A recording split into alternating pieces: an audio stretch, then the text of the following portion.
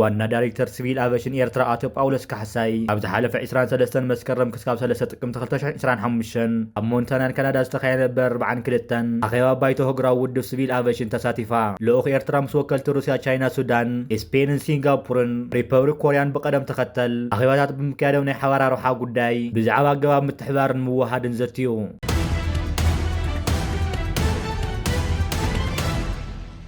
ኩናት ቀዛ ደው ንምባል ዝዓለመ ውጥን ሰላም ኣሜሪካ መወዳእታ ስምምዕ ንምብጻሕ ዝዓለመ ዘይቀጥታዊ ዝርብ ለሙሰሉስ ኣብ ከተማ ሻርም አልሺክ ግብፂ ቀፂሉ ከም ዝወዓለ ተፈሊጡ ሰበስልጣን ፍልስጤምን ግብፅን ንሲኤንኤን ዝሃቦ ቃል እቲ ኣኼባታት ንብዙሓት ፍልስጤማውያን እስራት ንምምላስ ኩሎም ጆሆዝ ዝተታሓዙ እስራኤላውያንን ክፍትሑ ዝገብር ክኸውን ዘኽእል ምልውዋጥ ኣብ ምፍጣር ዘተኮረ ምዃኑ ገሊፆም ቀዳማይ ሚኒስትር እስራኤል ብሰነቱ ዝሃቦ መግለፂ ጆሆዝ ዝተታሓዙ ሰባት ኣብ ዝቕፅሉ መዓልትታት ከም ዝፍትሑ ክሕብር ተስፋ ከም ዘለዎ ገሊፁ ነይሩ እቶም ሰበስልጣን ትማሊ ሰኔ ዝተረኸብሉ እዋን ባይደን ኣሜሪካ ዶናልድ ትራምፕ ዋይት ሃውስን ጋዜጠኛታት መግለፂ ይህብ ነይሩ ነባር ስምምዕ ድማ ክኸውን ይኽእል ገሊፁ ሓማስ ነቲ ብኣሜሪካ ዝቐረበ እማመ ውዕል ሰላም ብኽፋል ከም ዝስማዕምዐሎም እኳ ዝተገለጸ ፍታሕ ዕጥቂ ናብ ቀጻሊ ምሕደራ ቃዛ ዝኾነ ታራ ከም ዘይህልዎን ሓዊሱ ንሓያሉ ወሰንቲ ጠለባት ግን ምላሽ ይሃወሉን ዘሎ ሰበስልጣን ግብፅን ቀጠርን ካብ ሰኔ 6 ጥቅምቲ ጀሚሩ ምስ ልኡኻት እስራኤልን ሓማስን ኣኼባታት ዘተየካይዱ እዮም ዘለው ሓማስ ብ7 ጥቅምቲ 2023 ናብ ልዕሊ ደቡባዊ እስራኤል መጥቃዕቲ ምስ ፈጸመ 1,200 ሰባት ክሞቱ ከለዉ ካልኦት 251 ድማ ጆሆ ተታሒዞም ናብ ቀዛ ከም ተወሰዱ ድማ ይዝከር ሰራዊት እስራኤል ኣብ ቀዛ ሰፊሕ ወታደራዊ ወፍሪ ክወስድ ካብ ዝጅምር ንድሓር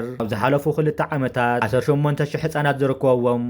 67,160 ሰባት ከም ዝተቆተሉ ሚኒስተር ጥዕና ፍልስጤም ይሕብር ዋና ጸሓፊ ሕቡራት ሃገራት አንቶኒዮ ጉተሬዝ ነዚ 2 ዓመት ዝገበረ ኩናት ምልክተው ዝሃቦ መግለፂ ውጥን ሰላም ትራምፕ ነዚ ዝሕዝን ግጭት ኣብ መወዳእታ ንምብጻሕ ዕድል ዝህብ ይኽእል ገሊጹ ቀዳማይ ሚኒስተር ዓባይ ብሪጣንያ ሰር ኪር ስታርመር ብወገኑ እቲ ውጥን ከም ዝድግፎ ደጊሙ ብምግላጽ መንግስቱ ድማ ነብሰ ወከፍ ህፃን እስራኤል ኣብ ጎኑ ፍልስጤማውያን ጎራውቱ ብሰላም ድሕነት ጸጥታን ክነብሩሉ ዘኽእሉ መዓልትታት ንምምጻእ ዝኽእሎ ኩሉ ክገብር ይኽእል ገሊጹ ሓደ ላዕለዋይ ምንጪ ጸጥታ እስራኤል እቲ ዝርብ መጀመርታ ምፍታሕ ጆሆ ጥራሕ ዘተኮረ ምዃንን እቲ ምዕራፍ ንምዝዛም ሓማስ ሒደት መዓልትታት ከም ዝወሃቦን ገሊጹ እዚ ሕጂ ዝካየድ ዘሎ ዘተታት ካብ ምጅማር እቲ ኩናት ጀሚሩ ካብቶም ጽልዋ ዘለዎም ክኾኑ ትጽኢት ይግበር ኣብ መወዳእታ ድማ ነቲ ግጭት ንምውዳእ ዝወስድ መንገዲ ምህላው ክውሰን ይኽእል እዩ ፍሉይ ልኡኽ ኣሜሪካ ስቲቭ ዊትኮፍ ሰብኣይ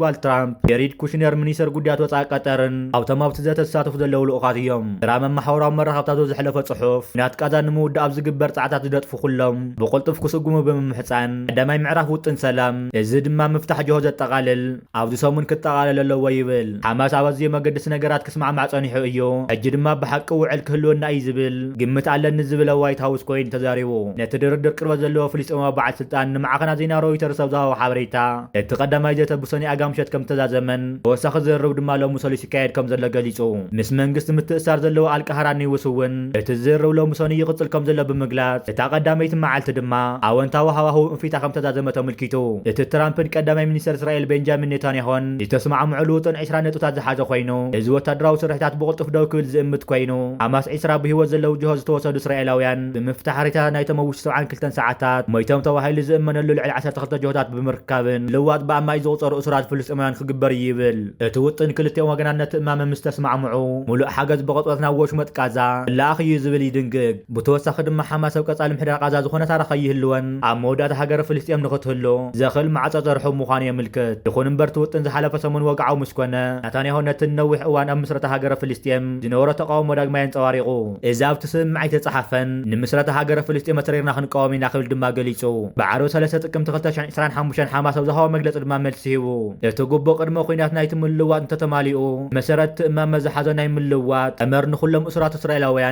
እስራኤላውያን ብሂወት ዘለውን ዝሞቱን ክፈትሕ ምዃኖም ምልኪቱ እቲ 20 ነጥብታት ዝሓዘ ውጥን ትራምፕ ብፍሉይ ኣይጠቐሰን ወይ ድማ ኣይተቐበሎን እንተኾነ ሃገራዊ ምርዳእ ፍልስጤም ዓረብን እስላማዊ ደገፍ ተመርኪሱ ንምሕዳር ወሽመጥ ቃዛ ንሓደ ነጻ ፍልስጤማዊ ኣካል ወይ ድማ ቴክኖክራት ንምሃብ ዝግበር ስምምዕ ከም ዝሕድሶ ኣፍሊጡ ሓደ ካብ ቀንዲ ጠለባት ናይቲ ውጥን ሓማስ ዕጥቁ ንኽፈትሕ ክስማዕማዕ ናብ ምሕደራ ቃዛ ተወሳኺ ታሪኽ ይህልወን ዝብል እኳ እንተኾነ ሓማስ ነዚ መልእኽቲ ዝሃቦ መልሲ የለን ወሲኹ ድማ እቲ ብዛዕባ መጻኢ ቃዛን መሰላት ህዝቢ ፍልስጤምን ዝምልከት ክፋል ናይቶም እማመታት ገና ውሽጢ ሃገራዊ ቁርፂ ዝትየሉ ከም ዘሎን ሓማስ ኣካል ናይ ዝኸውን ይኽእል ድማ ገሊጹ ብዙሓት ፍልስጤማውያን ሓማስ ዝሃቦ ምላሽ ካብ ትውፅኢቶም ወፃኢ ምዃኑ ይገልጹ ሓማስ ነቲ ብልሙድ ቀይሕ መስመር ዝብሎ ኣብቲ ወግዓዊ መግለፂ ካብ ምእታው ተቐጢቡ ተረኣዩ እዚ ስጉምቲ ምልክት ግደማዊ ጸቕጢ ይኽእሉ ብዙሓት ይገልጹ መራሕቲ ኣውሮፓን ማእኸላይ ምራቕነት እማመ ብሓጎስ ተቐበሉ ኮይኖም ንገለ ክፋል ናይቲ ብእስራኤል ተጎጠ ምዕራዊ ገማግም ባሕሪ ዘመሓድር በዓል መዚ ፍልስጤም ጻዕርታት ፕሬዚደንት ኣሜሪካ ቁኑዕን ቆራጽነትን ዝተመልኦ ክብል ክብል ገሊጽዎ ንነዊሕ ዓመታት ሓንቲ ካብተን ቀንዲ መወልቲ ሓማስ ዝኾነት ኢራን እውን ሕጂ ንውጥን ሰላም ትራምፕ ኣብ ጋዛ ከም ትድግፎ እንፊት ኣላ ቅድሚ እቲ ዝርብ ምጅማር ብሰንዮ ሓያሎ ከባብታት ወሽመጥ ጋዛ እስራኤል ደብዳብ ትቕጽል ነይራ እስራኤል ኣብ ከተማ ጋዛ እውን መጥቃዕቲ ትፍጽመላ እዚ ድማ ነቶም ዝተረፉ ጅሆታት ንምፍታሕ ዝዓለመ ምዃኑ ትገልጽ ወሃቡ ቃል ብሓማስ ዝመሓደር ሲቪላዊ ምክልኻል ጋዛ መሐመድ ባሳላው ዝሃቦ ቃል ቅድሚ 4 ሰሙን መጥቃዕቲ ካብ ዝጅመር ንድሓር ዝኾነ ናይ ረድኤት መኪና ናብ ጋዛ ክትኣተው ይትፈቐደላን ክብል ገሊጹ ሕጂ እውን ካብ ትሕቲ ቁፅጥር እስራኤል ዝርከቡ ከባብታት ክንወስዶም ዘይንኽእል ሬሳታት ኣለዉ ክብል ገሊጹ ሰራዊት እስራኤል ናብታው ደቡባዊ ዝተመደበ ከባቢ ክጉዕዙ ድሕሪ ምእዛዙ ኣብ ማእተ ሸሓት ነበርቲ ከተማ ጋዛ ክሃድሙ ተገዲዶም ካልኦት ኣብ ማእተ ሸሓት ግን ኣብኡ ከም ዝተረፉ ይእመን ሚኒስተር ምክልኻል እስራኤል እቶም ኣብ እዋን መጥቃዕቲ ዝተረፉ ኣሸበርትን ደገፍትን ግብረ ሽበራ ክኾኑ ይኽእሉ እዮም ክብል የጥንቅቕ ኣብ ዝሓለፉ 24 ሰዓታት ኣብ ጋዛ 21 ፍልስጥማውያን ክሞቱ እንከለዉ ተወሳኺ 96 ድማ ቆሲሎም ክብል ሚኒስተር ጥዕና ፍልስጥም ኣብ ዝሓለፈ ፍሊጡ ካብ ምጅማር እቲ ኩናት ጀሚሩ ጋዜጠኛታት ብነፃነት ናብ ወሽመጥ ጋዛ ከይኣቱ ብእስራኤል ዝተኸልከሉ ብምዃኖም ካብ ክልቲኡ ወገን ዝቐርብ ክሲ መረጋፅ ኣፀጋሚ ኮይኑ ይርከብ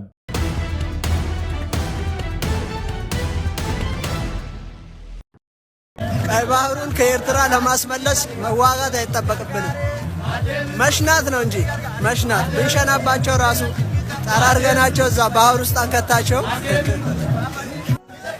ኣብ ዝቕንያተው ዝማሕበራዊ መራኸቢ ዘራራዊ ኮይኑ ዝቐነየ ጉዳይ ካብ መንግስቲ ኤርትራ ብዛዕባ ተሰምዒ ዝተባሃለ እዋናዊ ጉዳይ እዩ እቲ ምንጩ ካበይ ከም ዝተረኸበ ዘይፍለጥ ሓበሬታ ብዙሓት ክቃወልዎን ሸርክብልዎን ይረአዩ ኣለዉ ከም ውፅኢት ድማ ንብዙሓት ኣብ ምድንጋር ክእትውን ዘይተለመደ ስንባደ ይፈጥር ምህላዊ ምዕዛብ ይከኣል እዚ ሓበሬታ ብዛዕባ ኩናት ክልል ትግራይ ዝተጎድኡ መንእስያት ኤርትራ ምርኩስ ብምግባር መንግስቲ ኤርትራ ሓድሽ ኣዋጅ ምውፅኡ ዝትንትን እዩ እቶም ዝተወሰነው ቲክቶክ ዝነጥፉ ናይ ምዕራብ ኣፍሪቃ መወቀል ዘለዎም ዜጋ ዝተዘርግሐ ሓበሬታ ቁፅሮም ዝወሓደ ደቂ ተባዕትዮ ደቂ ኣንስትዮ ኤርትራ ምንጻር ቁጥረን ስለ ዝለዓለ ሓደ ወዲ ተባዕታይ ክስካብ 3 ደቂ ኣንስትዮ ክምርዖ ይኽእል እዩ ዝብል እዩ ብተወሳኺ ካብ ሓንቲ ንላዕሊ ንዝምርዖ ኤርትራዊ ድማ መንግስቲ ኤርትራ ፋይናንሳዊ ድጋፍ ከም ዝገብረሉን ብኩሉ መዳይነታት ስድራቤት ከም ዝኣልያን እዩ ዝገልጽ እዚ ንኽትሰምዖ እውን ንእዝኒ ዘይጥዕም ሓበሬታ ኣይኮነን ኣብ ኤርትራ ኣብ ካልኦት ሃገራት እውን መንግስቲ ኣስገዳድ ተገይሩሉ ኣብ ባይታ ክወርድ ዝኽእል ኣይኮነን ኣብ ኤርትራ ዘሎ ቁፅሪ ደቂ ኣንስትዮን ቁፅሪ ደቂ ተባዕትዮን ሓደ ወዲ ተባዕታይ ምስ 3 ደቂ ኣንስትዮ ሓዳር ክገብር ግን ዝከኣል ኣይኮነን እቲ ኣብ ኤርትራ ዘሎ ባህልን ሃይማኖታዊ ክብርታት እውን ዝፈቕደሉ ኣይኮነን እቲ ሓበሬታ ወሲኹት መንግስቲ ዝኣወጀ ሓድሽ ሕጊ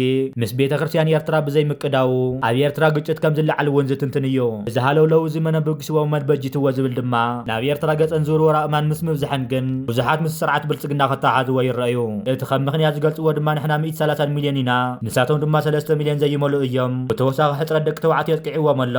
ኩናት ይኹን ብካሊእ መንገዲ ድማ ክገጥሙልና ይኽእሉን እዮም ስለዚ ኣብ ደገ ባሕሪ ንኽውና ፀቕጢ ንግበር ዝብል ትኩረት ማሕበረሰብ ዓለም ናብ ኤርትራ ብምግባር ብዲፕሎማሲ ንምድኻምን ዝግበር ዘሎ ፈተነ ምዃኑ እዩ ዝዝረብ ካብዚ ብተወሳኺ ድማ ንኤርትራ ናይ ሓሰ ፀለሎ ብምቕባእ ምስልን መልክዕን ህዝብን ሃገርን ምፅላው ክኸውን ከም ዝኽእል ተንተንቲ ፖለቲካ ዘዋ የርድኡ መንግስቲ ኢትዮጵያ ብመንገዲ ፕሬዚደንት ናይቲ ሃገር ራያ ኣጽቀ ስላሴ ኣቢሉ ዝሃቦ መደረ ኣርእስቲ ማሕበራዊ መራኸቢ ኮይኑ ኣሎ እቲ ጉዳይ ብዛዕባ ባሕሪ ወዲ በሻሻ ፓርላማ ምስ ዳሕድሖ በብሓደ ፖለቲካኛትን ጋዜጠኛታትን ኣክቲቪስታትን ወታደራዊ ምሩኻት ጀነራላትን ካልኦት ፀለውቲ ሰባትን ኣሰሩ ክስዕብዎ ተረኣዮም እዮም ናብ ሜዳ እናቐረቡ ድማ ነቲ ወዲ በሻሻ ንምሕጋዝ ብኸመይን ማዕድን ባሕሪ ከም ዝውንኑ ዘይፈልጡ ወይ ድማ ከይሓተቱ ባሕሪ ክብሉ ይረአዩ ኣለዉ ንነዊሕ እዋን ካብ ቃል ናብ ተግባር ከይተሰጋገረቱ ጉዳይ ምጽንሑ እኳ ብዙሓት ሕቶ ዝፈጠረ እንተኾነ መንግስቲ ብልፅግና ግን ከም መናውሒ መድሓኒት ክጥቀመሉ ኣይተሸገረን በብሓደ ሰበስልጣን እቲ ሃገር እናምፀ ብዛዕባ እቲ ባሕሪ በዚ ክፍክር በቲ ሓደ ድማ ሰላም ክብል ከሪሙ ፕሬዚደንት ሃገር ታዬ አጽቀሥላሴ እውን ኣብ ቅድሚ ፓርላማ እቲ ሃገር እውን ዝበሎ ንሱ እዩ ብሕጋውን ሰላማዊ መንገዲ ኣፍ ደገ ባሕሪ ንምርካብ ምስ ጎረቤት ሃገራት ክንሰርሕ ኢና ዝብል ኮይኑ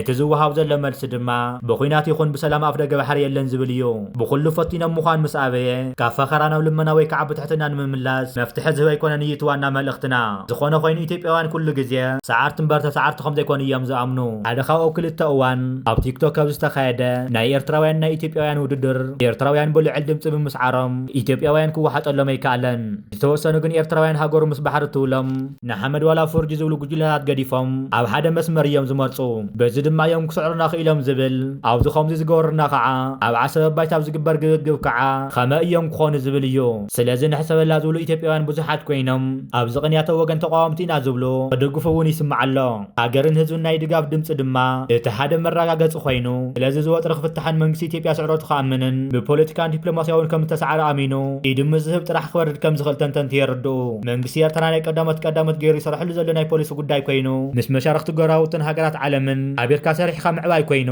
ኤርትራ ምስ ኣሜሪካ ዝገበረቶ ፅምዶን ምስ ስዑድ ዓረብ ዝተገበረ ስምምዕን ምስ ኢጣልያ ዝተገበረ ክልታዊ ስምምዓትን ሃገራትን ኣብ ሰሙን ምስተፋለ ሃገራት ዓለም ዝተገበረ ዘተሓደ መርኣያ እዩ መንግስቲ ኤርትራን ዝሓለፉ 20 ዓመታት ኣገዳሲ ንጥፋት ከካይድ ጸኒሑን ኣሎን ኣብዚ ዝሓለፈ ብፍላይ ምስ ሃገረ ግብጺ ከያ ዘሎ ጽምዶን ርክባትን መቕጸታናት ኮይኑ እዩ ዝርከብ ዘሎ ኤርትራን ግብጽን ብዝፈጠርዎ ወታደራዊ ምትሕብባር የዘዋቀርና ኣፍሪካን ማያት ቀይሕ ባሕርን ጸጥታዊ ውሕስነት ዘረጋግጽ እንኳ መንገዲ ስለ ዝኾነ ምስ ዝተተሓሒዙ ድማ ሓይሊ ባሕሪ ኤርትራን ሓይሊ ባሕሪ ግብጽን ኣብ ዝቕጽሉ መዓልታት ሓበራዊ ወታደራዊ ልምድ ከካይዱ ምዃኖም እዩ ናቕፋ ፕረሳዊ ሓበሬታ ኣስፊሩ ዝርከብ ዘሎ ኣብ መንጎ ክልቲአን ሃገራት ዝግበር ከምዚ ዓይነት ወታደራዊ ምትሕብባርን ክዳንን ጽልኡ ቀሊል ኣይኮነን ኤርትራ ኣብ ዝዋቀርና ኣፍሪካ እቲ ዝሓየለ ሰራዊት ዘለዋ ሃገር ኮይና ስለዚ ድማ ክልቲአን ሃገራት ዝፈጥሮ ከምዚ ዓይነት ኪዳን ክልቲአን ሃገራት ዝፈጥሮ ግንባርን ዝዋቀርና ኣፍሪካን ማያት ቀይሕ ባሕር ንምርግጋ ቀሊል ዘይበሃል ጽልዋ ክህልዎ እዩ ኣብዚ ሕጂ እዋን ስርዓት ብልጽግናን ሰበ ስልጣንን ብባሕርን ኣፍ ደገ ባሕርን ኤርትራ ክህቡ ከልዮ ዝለሉ ዘሎ ሰዓትን እዋንን እዚ ኺዳን ኤርትራን ግብጽን ተስማሚዐናሉ ዘለዋ ሓበራዊ ልምድን ምስጢራዊ ዘተን ኤርትራን ግብጽን ንዓሰበ ግምት ዘእተወ እዩ እዚ ስምምዕ ድማ ገዳሲ ስለ ዝኾነ እዩ ኤርትራ ምስ ዝተፈላለዩ ሃገራት ዓለም ትገብሮ ዘላ ጽምዶን መምርሕታት ክቡር ፕሬዚደንት ኢሳያስ ኣፈወርቅን ምስ ኣሜሪካ ይኹን ምስ ካልኦት ሃገራት ከም በዓል ግብጽ ዝበላ ወሰንቲ ሃገራትን ታሪኻዊ ዝኾነ ውሳናት ንዓሰብ እናካየዳ ዝርከባ ዘለዋ ስለዚ ድማ ኤርትራን ግብጽን ኣብ ሓፀርቲ እዋናት ኣብ ማያት ቀይሕ ባሕሪ ልምዳት እናካየዱ ክንዕዘቦም ኢና ግብጽ ብዘይካ ሓበራዊ ወታደራዊ ልምዳት ወጻኢ ኣብ ውሽጢ ኤርትራ ዝተፈላለዩ ናይ ልምዓታዊ ስራሕቲ እናካየደ ትርከብ ዘላ ሃገር ኮይና ብተወሳኺ ድማ ዓበይቲ ሃገራት ተውርክት ምዃና ሚኒስተር ጉዳያት ወጻኢ ግብጽ ገሊጹ ምንባር ይርስዕን ብተወሳኺ ድማ ግብጽ ስዑድ ዓረብን ኣሜሪካን ኣብ ዓሰብ ወታደራዊ ማዕስከር ንምህናጽ ንኽቡር ፕሬዚደንት ኢሳያስ ኣፈወርቂ ተተቕሪዮናሉ ከም ዘለዋ ዝተፈላለዩ ሓበሬታታት እናገለጹ ዝርከቡ ዘለዉ ነዚ ዝምልከት ድማ ካብ መንግስቲ ኤርትራ ዝኾነ ይኹን ሓበሬታ ክርከብ ኣይከኣለን